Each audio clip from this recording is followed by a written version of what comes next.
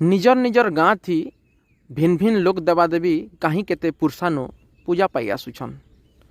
देहरीर देहे जिते बेलके देवीर आविर्भाव हेसी सेतकी बेलके गुटे चघेन पार बजासन और इने मुहुरिया मनकर केतनी केते भूमिका थीसी।